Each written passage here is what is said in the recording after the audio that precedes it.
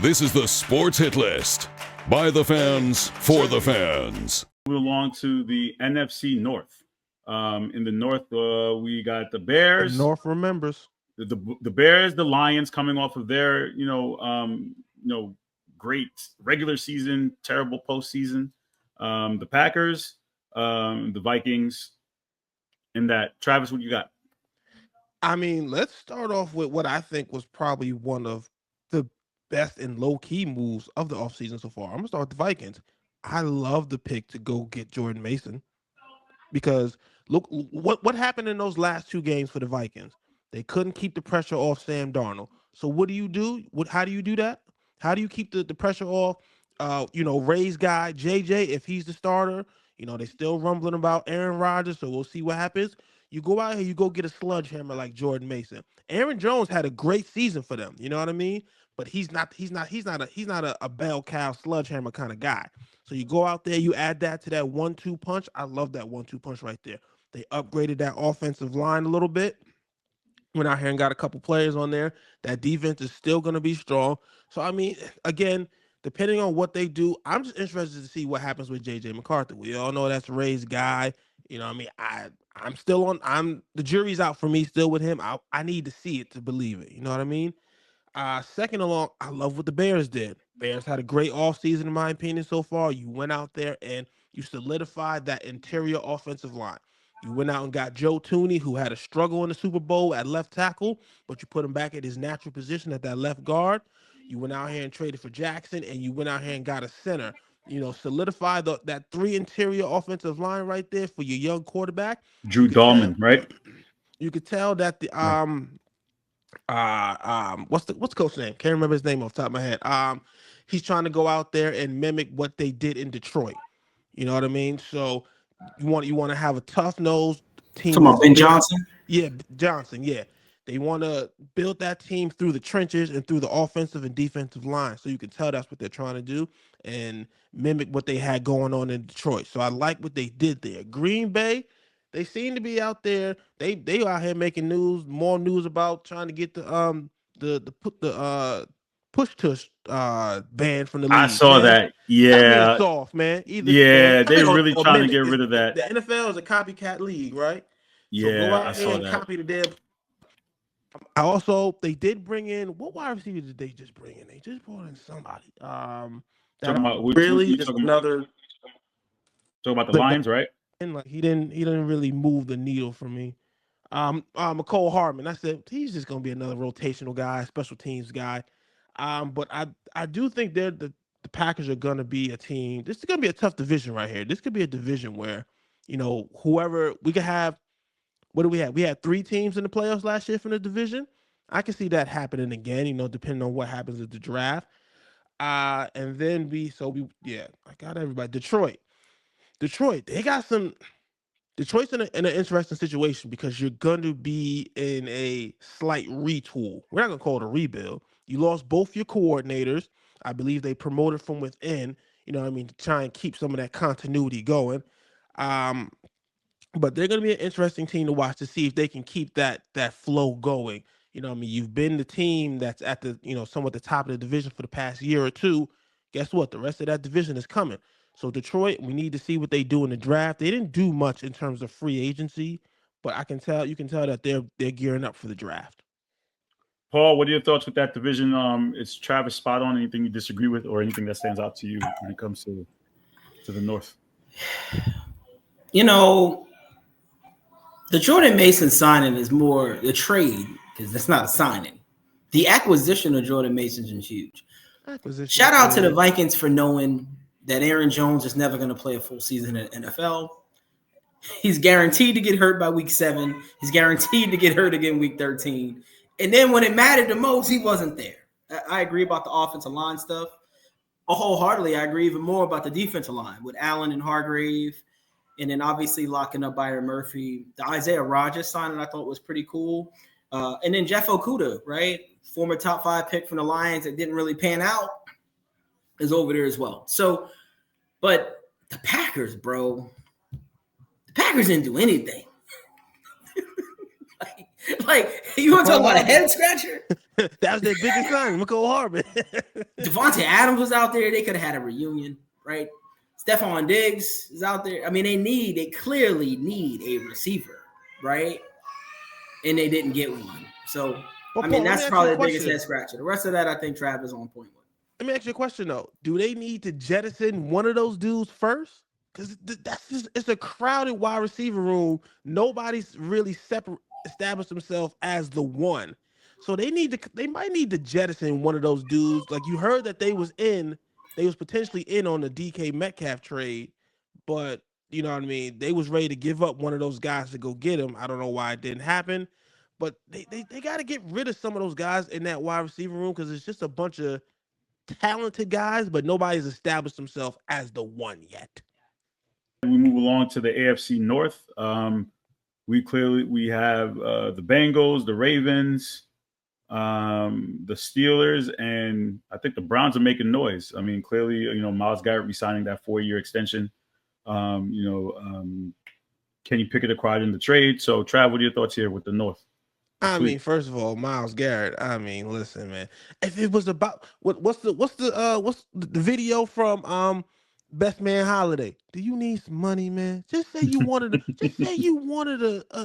a new contract, man. You were sitting here telling us that it was about you want to go win, you want to go be part of, you want to compete for championships. But guess what? As soon as and I'm not mad at it because guess what? If you throw that type of money in my face too, I might sign the deal too. But don't sit here and tell us that it was about going to win championships. I mean, the Browns are the Browns. They got to figure out what they're going to do with the quarterback position. Deshaun Watson probably doubt he's going to be ready for the season. Even if he is, you got to bring somebody in to compete. They talking about they still in on the Kirk Cousins. They talking about Russell Wilson. They just all over the place of what they want to do with the quarterback position. So once we see them figure that out, then we can determine what are they going to do. They do need some more help against that defensive line to help out Myles Garrett. Shout out to the Bengals, man. I got to give it to them. I didn't think Mike Brown was going to sit there and do it. I didn't think he was going to open up because we all know Mike Brown is historically cheap. You know what I mean? I didn't think he was going to sit up there, open the wallet, and pay these guys, but he did. He got them. He got Chase and T. Higgins re-signed, which, to be honest, T. Higgins, I think, was the one who was kind of the loser in that situation because T. Higgins could have got $30 million on the open market if he'd hit the open market. But, you know what I mean? He wanted to stay with Joe. He wanted to stay with Jamar. All right. Can they get Trey Hendrickson re-signed? To be determined. They got it. They got to draft well on that defense because they can't afford to pay nobody else. So you got to go out there and draft well on that defense. They haven't drafted well the past couple of years, so they got to figure out a way to change that. If not, they're going to be out here losing games 60-59 every week. Well, quick fun fact, Jamar Chase becomes the highest paid non-quarterback in the NFL with that signing. Listen, and the bank, if they were stupid, if they had did it 3 months ago, they could have saved $5 million because that Myles Garrett deal pushed the price up. You know what I mean? So, hey, but they eventually got out there and got him re-signed. The Ravens, I mean, you brought in DeAndre Hopkins. We all know Baltimore's where receivers go to die. It just is what it is. I mean, he might have a little left in the tank to do a little something. He's basically a possession guy at this point. Maybe that's something that they need. You bring in Cooper Rush at the backup quarterback position, solid backup quarterback. But let's see who else we got in that. Steelers. I mean, I love the move. It's kind of an incomplete on the Steelers for me because I love the move to bring in Metcalf. But what are you doing at the quarterback position? That needs to be addressed immediately. You're sitting here waiting around on Aaron Rodgers. I mean, from what I don't know what Vegas is talking about, Paul, but sounds like they might be the front runner at this point, just depending on when he might actually sign. But I love going out getting DJ Metcalf to put him on the other side of old boy who can't get his mind right half the time. I mean, that's gonna be an explosive wide receiving room on and off the field because can't neither one of them act right sometimes. But Mike Tomlin, listen, he gonna figure it out, man. If we know anything, they gonna get at least 9 wins out of them. That's become 9 wins. It seems like in our transition to Paul, it seems like I guess that's sufficient. Having a winning season, that's it. That's sufficient. Nothing beyond that at this point, right? Listen, I know the roomies have allowed the Steelers to become a mediocre franchise, right? Like, I mean, not that we want to make this a cross-sport reference, but you know that at one point the Celtics and the Steelers had the same identity from Titletown of USA. They shared. It was, if you think about the mindset, the Celtics, the Yankees, right, the Patriots, the Steelers, they were focused on winning championships. Yep. Getting to the playoffs didn't matter for the Celtics. Getting to the Eastern Conference Finals and losing to LeBron didn't matter. They weren't satisfied. But suddenly the Steelers are just like, you know what? We're all good as long as we could, get our 9-10 wins, get a wild card berth, maybe win a division. They've become okay with just being a 550 franchise, right? Like the titles don't even matter. That's why some people love Tomlin. I'm at the point to where you've been doing the job as long as he has and been in the same place. They needed someone newer, fresher that could have moved them up a notch. And we've seen it happen in sports all the time, right? Listen, the Celtics is real life. We've seen it in our own eyes. Give us a newer, younger coach with a different identity that can push the team. The Steelers are a joke, bro. Begging Aaron Rodgers to come and then thinking you're just going to go get Russ again. I don't want to be the second choice for nobody. So if I'm Russ, I tell the Steelers I'm not even interested no more, gang. I'm New York all the way. Sierra, come with me. You know what I'm saying? Come do your twerking and dancing and singing. You in the New York studio because we're not going back to Pittsburgh. That's what I would say if I was him. But I understand is he only got 2 options out there, so I get it. All right. Some of the other things, listen, the DK Metcalf is cool. They need somebody. If you got somebody that can throw the ball deep, getting DK Metcalf made sense if you kept Russell Wilson, a guy that wants to stretch the ball vertically. To not have a quarterback and then cash out best DK is with crazy. Russell Wilson. It is crazy, right? Like, to me, it's crazy. But I do like some of the other stuff they did. As it relates to the North, I think the Ravens didn't do enough. I think they're a little misguided. The Ravens seem to think that they have everything they need to win it all. And I'm here to tell you they don't. That's why they haven't even gotten there. Okay? Like, that's just my opinion. Like, but those are the facts. It's not just your opinion. Those are the facts. I mean, the thing is, the Ravens think because it was a last play loss to the Bills that they are the Bills. They're not the Bills. Like, you've got the Chiefs. You got the Bills, which are probably right there, and then you got the Ravens. The Ravens got some work to do. Like, they fumbled Lamar's greatest season ever. Like, when you really think about it, like, this is like what the Nuggets are doing with Joker this year. I mean, I got to give you basketball reference because I'm all sports this time of year. You can't have a season like Joker and be a 5 seed. Like you don't want to play Shea in the second round. Or worse, the Lakers. Mm-hmm. Like, you seen what the Lakers did to them last night. You don't want to do that. My point is, I'm worried about the Ravens because in the NFL, we see teams regress more than we see them progress. And as the league continues to get younger, it concerns me. The Ravens lost a bunch of goofy games last year. The season slate's coming. They don't have a weak schedule. They play the NFC North and NFC West this year. Those are problematic schedules. Like, traveling out to San Fran in June, in September is a challenge, right? For any East Coast team. All I'm saying is get your popcorn ready, but the Steelers ain't making the playoffs this year. Here's a hot take. You got the first one. His streak is over. It's a winning season. Yeah, the streak's over. It's a winning season streak. Only reason they might win because they added an 18th week this year. It's the only reason they have a winning record. All right, they'll be 9-8. Listen, I think whether you get Russell Wilson or Aaron Rodgers in there, either way, I think this team can go. He can go get. Let me ask you guys. That's the beauty of Mike Tomlin. He will. This is why I shoot him some bail, because he will get the best out of those players. And sometimes, when it comes to coaching, that's what matters: your ability to get the best out of your players. Because if you look at this roster, it's not a.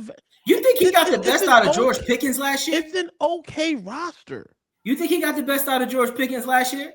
Again, that goes back to the quarterback situation. What quarterback situation? We were applauding Russ. They didn't have a quarterback situation. We don't make me pull up the receipts. We were applauding when they made the change from Fields to Russ. Did I believe Russ was a better option than Justin Fields? But he was playing winning football, Trav, until that fumble on Thursday night when Beyonce was out there. He was winning. They wasn't the same since Christmas.